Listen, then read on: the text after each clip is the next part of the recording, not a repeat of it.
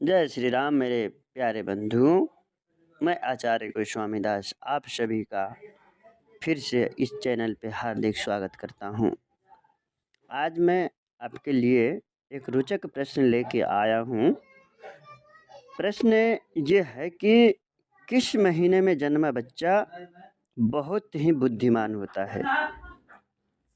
क्या आपके मन में यह सवाल नहीं होता है कि हमारे बच्चे बुद्धिमान क्यों नहीं हैं? आखिर कमी क्या है? कहाँ चूक हुई है?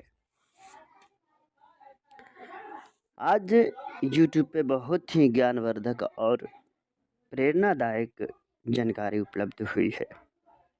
मेरे माताएं और बहनों और मेरे भाइयों, इस वीडियो के माध्यम से हम आपको बताएंगे कि किस महीने में जन्मा बच्चा बहुत ही बुद्धिमान होता है।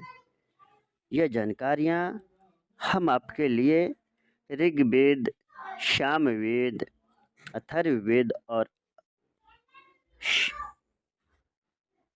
यजुर्वेद से लाए हैं।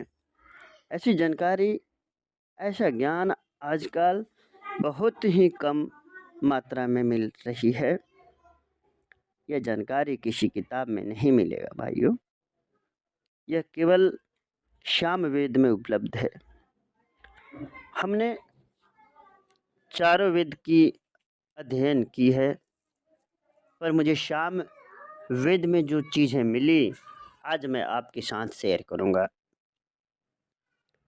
आप वहां जाकर इस ज्ञान को आसानी से प्राप्त कर सकते हैं। आज हम आपको जो ज्ञान देने जा रहे हैं वह मानव कल्याण के लिए उपयोगी है। मेरे प्यारे दर्शकों, मैं बचपन से ही मानव कल्याणकारी रहा हूँ। रामायण अगर आपने पढ़ी है तो ऋषि वशिष्ठ के बारे में आप जानते होंगे। जंगलों में वर्षों तक तपस्या करने के पश्चात उन्होंने राजा दशरथ को पुत्र प्राप्ति का प्रसाद तीनों रानियों को दिए थे। और आज हम आपको यह बताने जा रहे हैं कि किस महीने में संभोग करते हैं।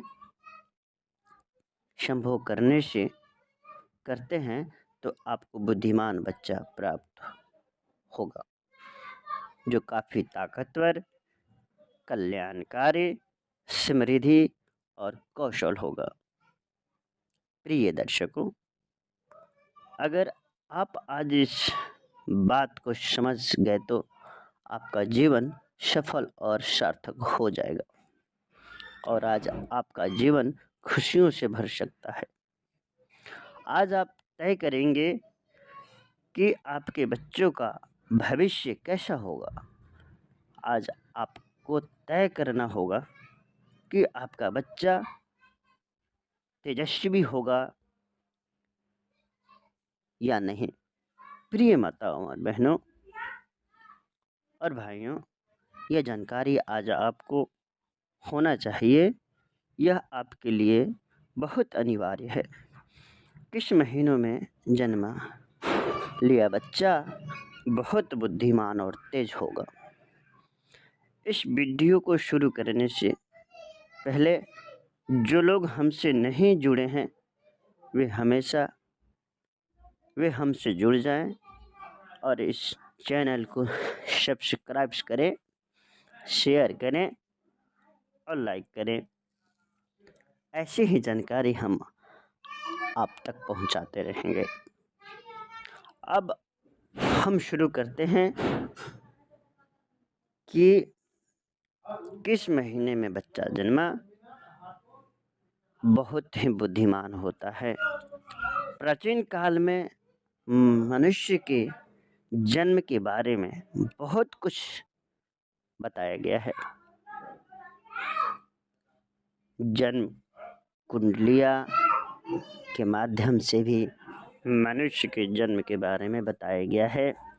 और जो जन्म कुंडली से मनुष्य के बारे में सब कुछ पता किया जा सकता है कि मनुष्य कितना बुद्धिमान है, कितना तेजस्वी है।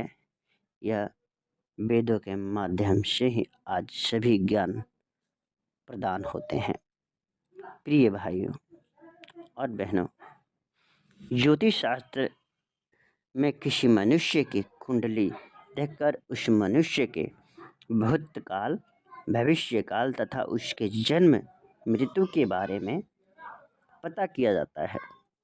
अगर कोई बच्चा अमीर घर में पैदा लिया है तो वह सुखमय जीवन व्यतीत करता है तथा जो गरीब घर में पैदा होता है वह जीवन भर दुखमय जीवन व्यतीत करता है। यह सभी हमारे कर्मों पर का फल है।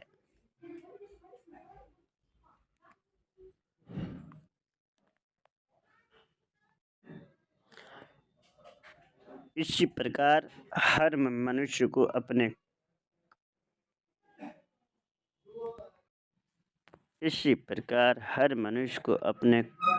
कर्मों के इसी प्रकार मनुष्य को अपने